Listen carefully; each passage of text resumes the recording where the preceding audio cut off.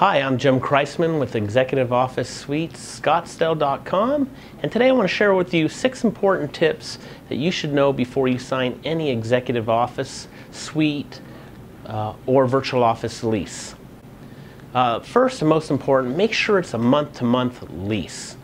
A lot of folks think that if you get a long-term lease, it can't be canceled and they're not going to raise your price. Well, first of all, if you look closely at most leases, if they sell the place, which happens all the time, or the company is sold, it's possible that that lease can be broken. More important for the small business owner side, if your company grows for some reason or you need to downsize, if you're in a long-term lease, you could have a problem. You may have to sublease or something of that nature, or you may be on the hook till they can release your space. And in most cases, when you're in a small executive office, after 2 offices, it makes more sense to go get your own space.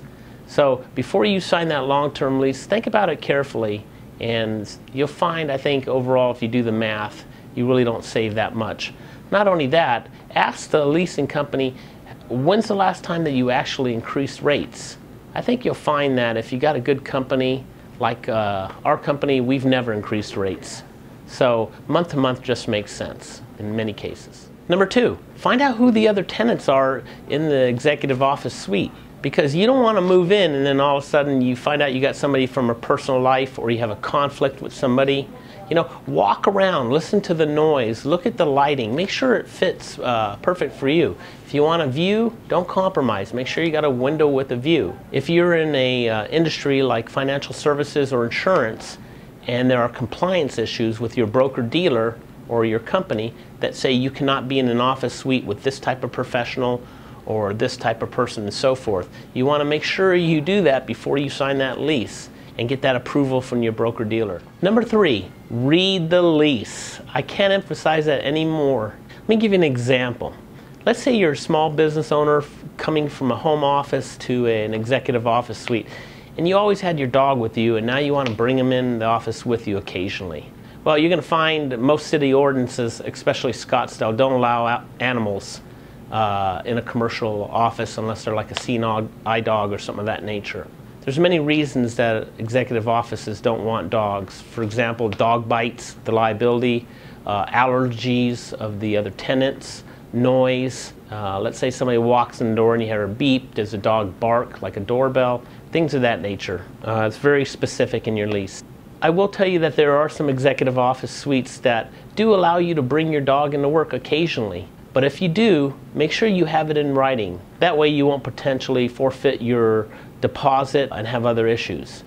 Because if you go by the word of the leasing agent, they may not be there, you know, the next time something comes up. So always make sure whatever you're going to do, you have it in writing and it's an exhibit or an amendment in your lease. Another thing you need to know is, if you look at the language in the lease, there's usually a reference to the association's CC&Rs, covenants, conditions, and restrictions. And you actually don't get a copy of those, so you should request them so you can review them also, because it talks about parking and other things. Now, you're only going to have the CC&Rs if your executive office company is in a larger complex that has an association. So make sure you check for that language in the lease. Now, another thing a lot of folks don't know is if you get a lease from an executive office company for either the suite or the virtual office, you can cross out lines that you don't like. All they can say is no. So if you find language you don't like in the lease, cross it out and then see what they say. You'd be surprised. Number 4, and very important, never, ever forward your mail once you leave an executive suite. Always have a separate P.O. box or mailing address.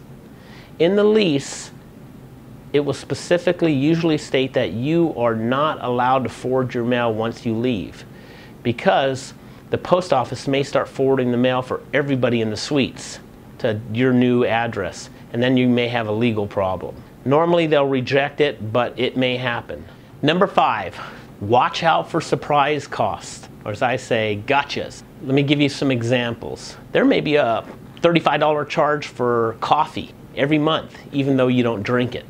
If you don't read the lease and you didn't see that in the fine print, you could add about another 35, two people, $70 to your monthly costs. If you have phone service through the executive office suite company, make sure you always block the prefixes for toll calls like 976 numbers and so forth, and block international calls. You don't want any surprises. Never know if a janitor's in there one night and making some calls. Another thing you'll find in leases is a rekey charge and a cleaning fee when you move out. So let's say your deposit's $400, you're not going to get $400 back. They're going to charge you to clean the carpets, any touch-up paint from holes, and about a $65 rekey charge, because they want to make sure every time somebody moves out, they get a new unique key for that office. Okay, finally, number 6, make sure you have in writing what signage that they will provide you. Do not assume. Are they going to put your company name on the front window, on your door, on the window next to your door? Is there a directory sign?